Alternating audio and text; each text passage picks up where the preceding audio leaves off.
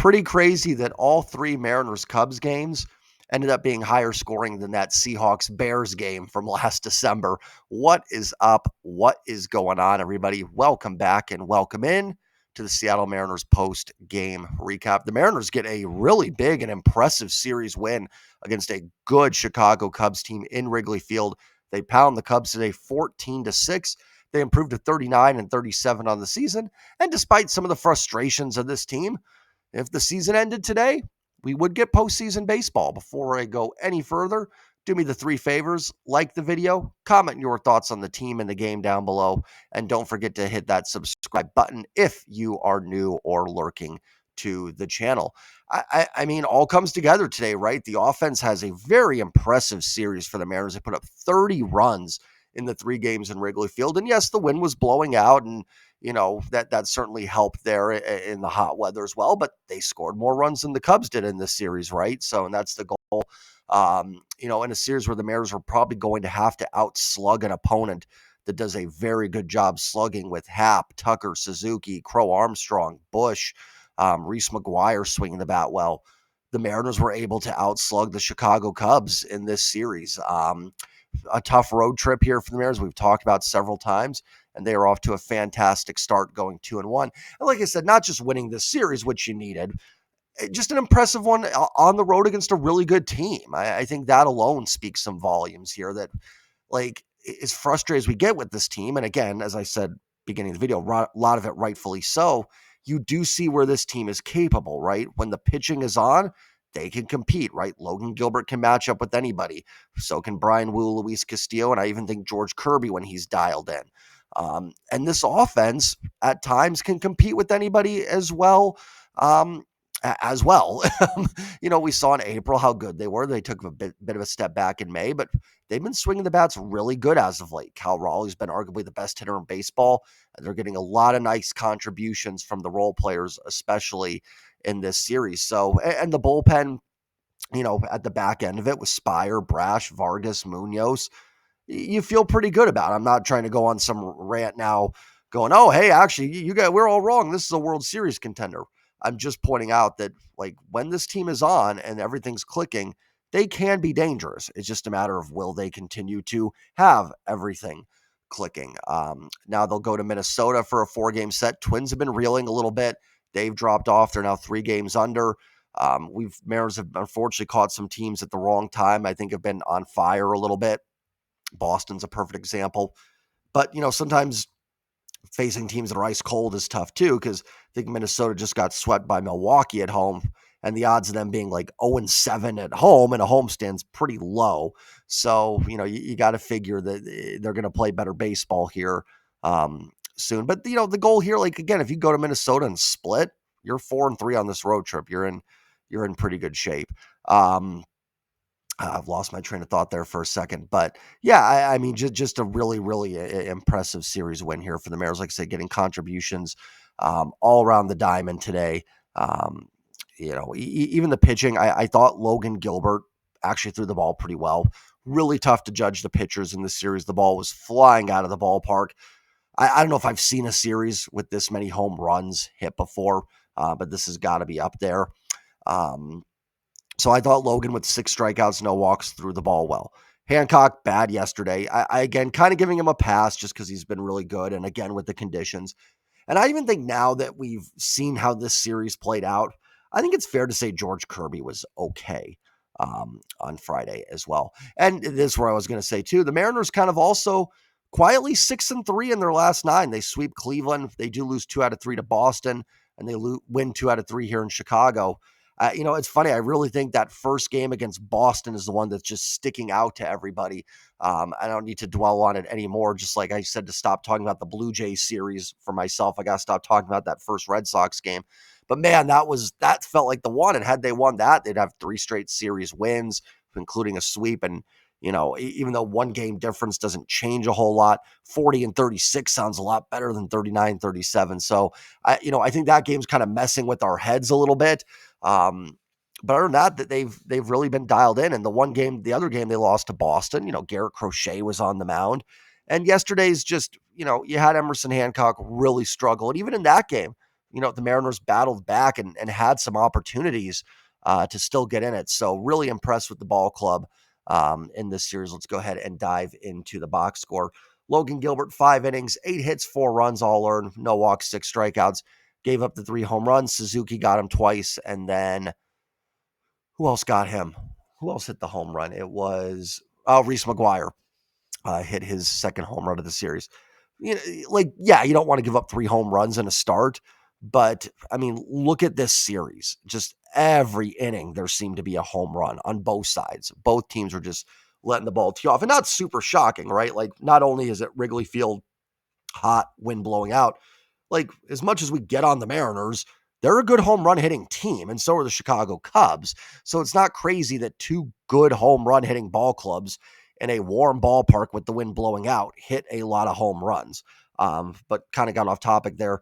I thought Logan threw the ball pretty well, right? Like, all things considered here, it was the best start of the series for a Mariners pitcher. I know Kirby had the same earned runs as Logan, but I thought Logan just looked a little bit better here. Impressive, right? Now that's 16 strikeouts, so I think just 1 walk in 10 innings since Gilbert's returned. He threw, I think, 90 pitches today. So, maybe if this game was in August, September, maybe you'd send Logan back out there for the 6th. But in that heat, I think the right call, and with just his second start back from the injured list. But, not one you're going to put in the Logan Gilbert Hall of Fame, but I thought he was pretty solid today. Edward Bizardo was shut out 6th inning with a strikeout, no hits, no walks. It's happening again. It's happening for those of you that have been around this channel for a while. You guys know I've been a fan of Edward Bizardo and think he can be it's actually his first hold of the year. That can't be right. It says first hold. There's no way that was his first hold, but maybe it was. I don't know.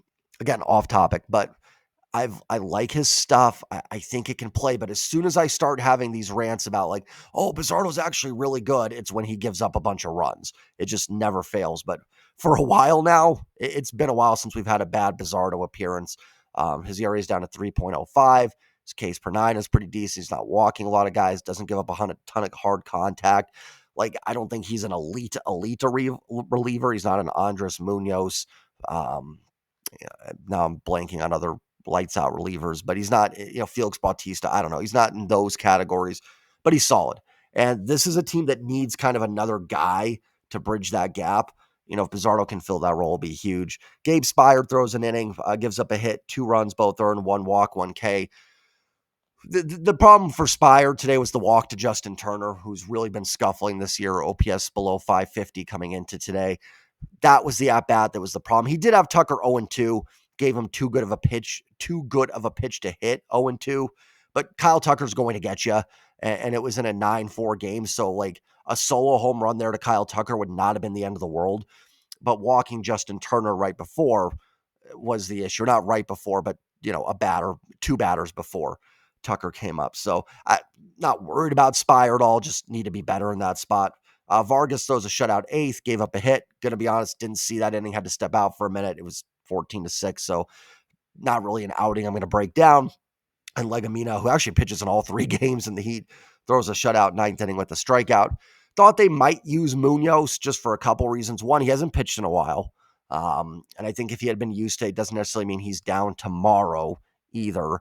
And also just with the heat, I mean, how many guys did you have? I'm surprised they're willing to throw Legumina all 3 games. We knew Trent Thornton wasn't going to make an appearance today. And unless you want to throw Zach Pop back out there, which possible, then I kind of thought they would use Munoz. But the good news is now, I feel like we keep saying this, we just haven't seen a lot of Munoz. The Mariners are either losing games or kind of blowing teams out or pulling away late. So we're not seeing the back end of the bullpen necessarily as much. But I lost my train. I thought a pop-up come up there and it threw me off. But, I thought we might see Munoz. So, yeah, we just haven't seen him in a while. But the good news is now, with Wu going tomorrow, you feel pretty good. And you should have definitely have Brash and Munoz now available. And you'll probably have Munoz available if you need him for the first 2 games of this series. So, on the Cubs side, interesting, we saw old friend Chris Flexen, who had a 0 ERA this year through 21 innings. They also have Drew Pomeranz, who pitched yesterday, kind of struggled, didn't give up a run, who was in the Mariners system early in the year.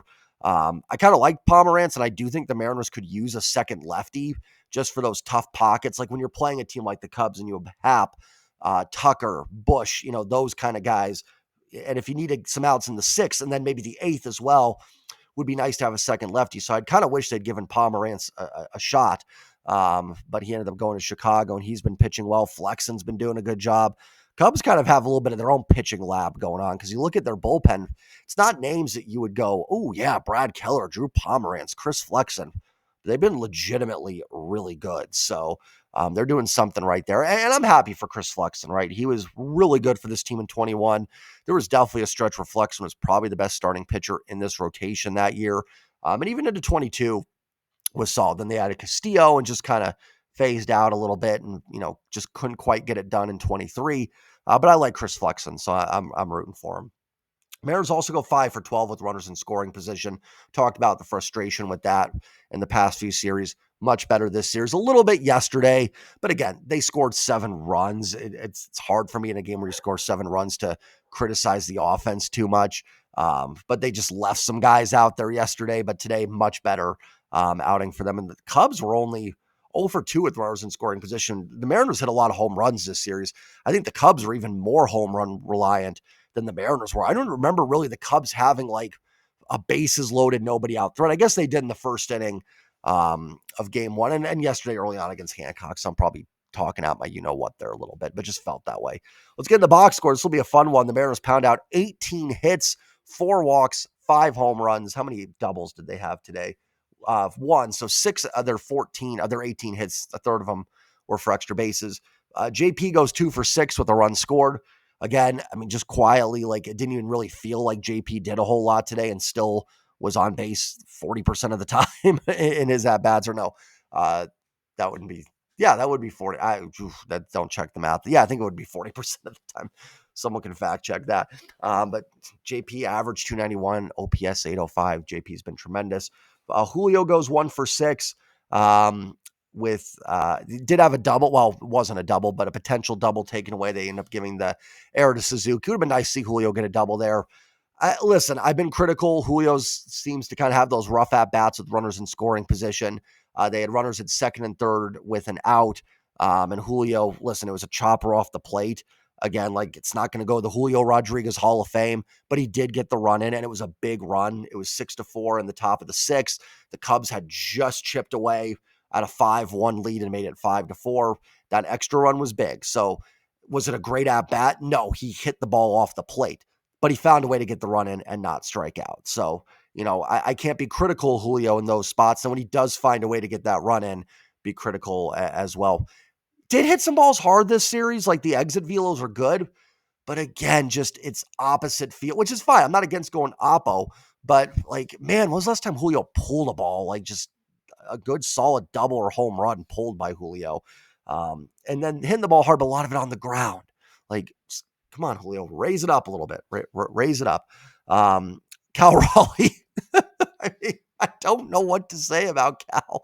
Just 2 for 3, another home run, number 31, 2 walks, a base hit. I mean, when Cal's getting a base hit, I'm disappointed. That's how like locked in this guy is. He got the signal. I was like, oh, Suzuki didn't catch that. Cool. Base hit.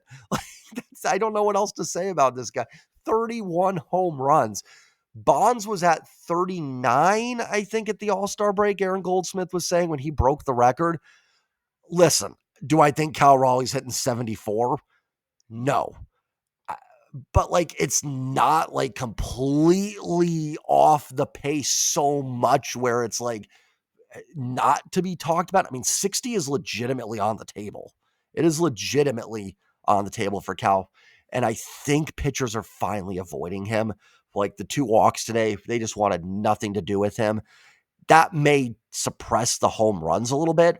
But if Polanco, Randy, Solano, Wrigley, Canzone can stay dialed in, there's nothing wrong with Cal Raleigh rocking like a 500 on base percentage, getting walked a ton, and bring them on in, right? Base runners are good things. The goal when you head up to the plate is to not make an out. And if that's by a walk, that is absolutely fine. So they just want to walk Cal the rest of the season. Stink. You want some more long balls. Obviously, it's going to be pitched to sometime. You guys know what I'm saying.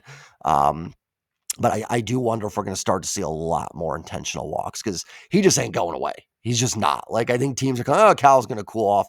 I mean, he is starting to have those Aaron Judge at bats. Like, when you face Aaron Judge and he walks, you're like, oh, whew, okay, that's fine. That's Aaron Judge base hit. Okay, fine.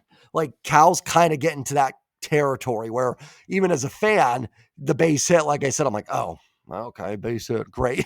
So and DH today, just can't say enough about Cal. Polanco 1 for 4.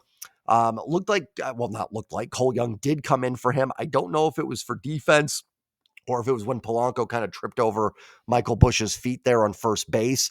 But either way, Cole Young does come in and delivers a huge hit. Bases were loaded, 1 out, got down 0-2, goes the other way with the 98-mile-per-hour fastball. That was a huge run. That probably was the ball game right there to get it to 10-6. You leave the bases loaded there. The Cubs had just scored a couple runs. Would they have won? I don't know. Like, I trust Brash, Vargas, Munoz to finish it off, but it's going to go unnoticed with all the long balls. But that was a big at-bat there by Cole Young. Randy quietly had a good game, 2 for 5 with 3 RBIs and a run scored. Randy's been really hot since that road trip in LA. Be nice to see a couple long balls, but Randy kind of doing what he does, getting back to the walks, getting some base hits and doubles, hit by pitches, all things to help raise that OBP. Garver was 0 for 4 with a walk. Good series for Garver, though. Had a huge game on Friday, and he did reach base. Donovan Solano, 3 for 5 with 5 RBIs. I mean, this guy is just absolutely locked in right now. I mean, Donovan Solano's hitting like we want Julio to hit. I mean, it's gone from, hey, a couple weeks ago, and I've been talking about it for a while, that Solano's been better, right? Like we've talked about that WRC plus since early May has been improved, but it's been kind of hard to see because it hasn't just been like in your face with home runs and RBIs as much. Now it's in your face with home runs and RBIs. Did he hit 2 home runs today?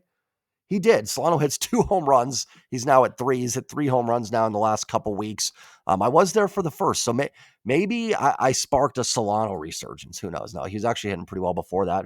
And it's kind of funny. His WRC plus is now, I think, past what Rowdy Tellez had. So it's been 3 games, but I think the Mariners made the right call with the roster decision. Solano needs to be playing every day. In fact, I would actually right now, I might move Solano up to the 2-hole. I think he's the ideal hitter for that spot behind JP. He's going to put the ball in play. He's going to move a guy over. He's going to get that first to third kind of base hit. So, I mean, listen, he's kind of slow, so things on the ground could definitely be double plays where Julio's not going to hit into nearly the double play Solano is. But the way he's hitting, I would get him more at-bats, and he should be playing first base. Now, what do you do? Luke Wrigley, Canzone, and we'll talk about Canzone here in a second. First of all, as my friend Mariner Sir said, good problem to have, right? We want too many good hitters that you can't figure out how to get guys in lineups, right? That's a good thing. But I think they can make it work pretty easily. They did this series, right? Like Luke Rayleigh's going to probably need a couple days off at times coming off the injured list. Today, perfect day for that. Solano's going to have days off too. You can put Rayleigh at first, Canzone and right. Polanco can play some second base. You can DH one of these guys, put someone else at first. Randy will need a day off, Canzone, or Rayleigh can play left field. Julio's going to need days off as well. You can put Luke Rayleigh in center field on those days. So there's ways to make this work. There's going to be plenty of at-bats for all these guys. So I'm not super worried about it at all. Dom Canzone goes 3 for 5 with 2 RBIs, 2 runs scored, and 2 home runs. I've been really impressed with Canzone. Listen, not trying to start this massive hype train here. It's not the craziest thing ever that a 27, 28-year-old just figures it out at some point, right? Like a little bit later in his career. There are late bloomers out there. The power is legit. We know Dom Canzone can drive a fastball. The at-bats have been better. He's not flailing at as many pitches. I remember when he came up early in the year and had a few at-bats. Granted, it was like 2 or 3, but just wasn't even close to anything. So many rough at-bats last season too. But the at-bats have just been better. Listen, he's got 942 OPS, very limited sample size. He's 2 for 4s away from that probably being 715. So I'm not trying to say like, oh, just believe now in Dom Canzone, but it's not the craziest thing ever that he's figured it out. And you cannot deny the at-bats have looked so much better since he's come back up, even when he's not hitting home runs, because it's only his second and third home run. He hadn't homered since that Arizona game. But he still had some really solid at-bats, some solid exit velo, some good line drives, just looking much, much better. And then Miles Mastroboni goes 3 for 4 with a walk, on base 4 times. Really doing a great job in that utility role for the Mariners. And that perfect time to get him a start. And at the bottom of the order, like, you're not nervous about him, right? It's not like, oh, this is just an automatic out. It's amazing how much better this lineup looks when Solano, Canzone, Wrigley are hitting, and even Garver looks like a little bit of a threat. It's just amazing how much better everything looks with this team. And then Cal just being a superhero. If Julio can just get, Julio's like the missing piece right now. Like, he hasn't been terrible. Not like Julio's been a black hole, but man, if you could get Julio, I don't even need one of the Julio hot streaks. Just need Julio to be kind of like a 790 to 810 OPS hitter here for a little bit. And this lineup just is really good. It's really good. And if Solano's here and Rayleigh's back and Canzone's going to do what he's doing, you don't need a ton of help in this lineup. I'm not against still adding some guys, but the help you need lessens. Maybe you can even go out and add a pitcher at the back end of this rotation at the deadline. Who knows? So great series win against a really good Cubs team. Really, really impressive for the Mariners in that heat. Like I said, they had to outslug the Cubs to win this series, and they did that. Now they go to Minnesota to face a team that they're kind of, not neck and neck with, but involved with in that wild card race. So listen, if you can go to Minnesota and split a road 4-game series against a decent ball club, that is absolutely fine. Then you go to Texas, maybe you can win 2 out of 3 there and have a really, really solid road trip. I will say about this Mariners team, we've seen it in years past, like despite some of our frustrations, these really tough road trips, they kind of seem to answer the call on these. It's when they come home and face Pittsburgh and, the Nationals that they go 1-5. But these, they seem to kind of answer the call on. So we'll see. Going to be tough, right? Coming off that heat, going to Minnesota. Would have been nice to have a day off on Monday, but is what it is. Maybe you look at it as a good thing, right? They've got momentum, they're playing well, and they just get to keep going. Maybe a day off would hurt them a little bit right now. So let's see. I'm excited to see the Bats again tomorrow, see what they can do. And excited for a Mariners game tomorrow. So have a great night, everybody. Enjoy what's left of your Sunday. Like, comment, subscribe, and as always, go Mariners. Peace.